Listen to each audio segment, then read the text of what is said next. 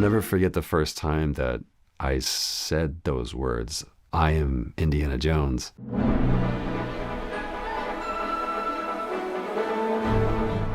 Every kid running around in their backyard always wanted to be Indiana Jones. It's surreal, man. Watch me.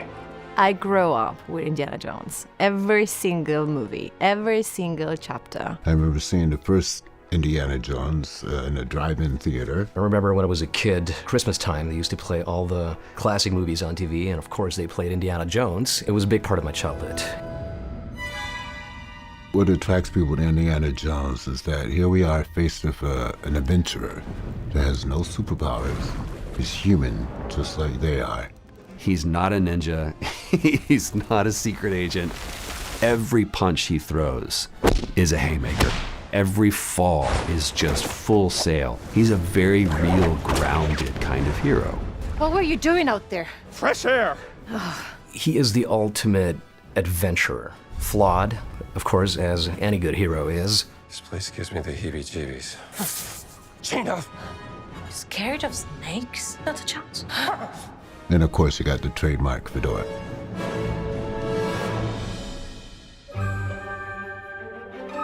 One of the first things that I did when I found out that I was going to get this role is like, I've got to learn how to use a whip. So I reached out to a well-known stunt performer and coordinator, and he says, come meet me at this park. If the cops come, and they probably will, just let me do the talking. I'm like, why? He goes, these things are really loud. He cracks that whip for the first time, and it sounds like a gunshot.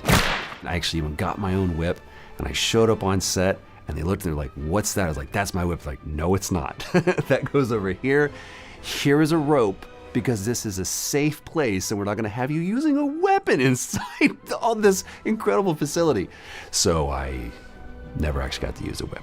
They don't let me use a whip anymore. Setting my lines. So much of this character is based in his movement and just his physicality. So that's obviously something that we wanted to get right. We wanted to feel authentic to Indy. I'll knock your teeth out. Part of that process becomes, how does Indy stand? How does Indy run? How does Indy move? And the beautiful thing is, if you watch throughout the movies, we kind of have a blueprint. We have a template to follow. So between myself and incredible stunt performers, we really go for that authenticity. So every fall that you see, every hit that you see Indy throw, feels like it belongs in one of the movies. Remember to keep your head in profile when you duck down.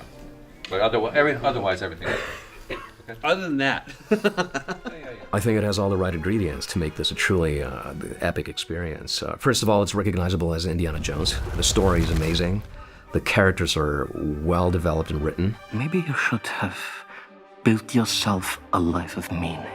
It's the level of authenticity that comes from the dialogue and the mannerisms. Like, man, this just feels like it slots right between Raiders and Last Crusade. It's like, this is what we're going for. No, wait!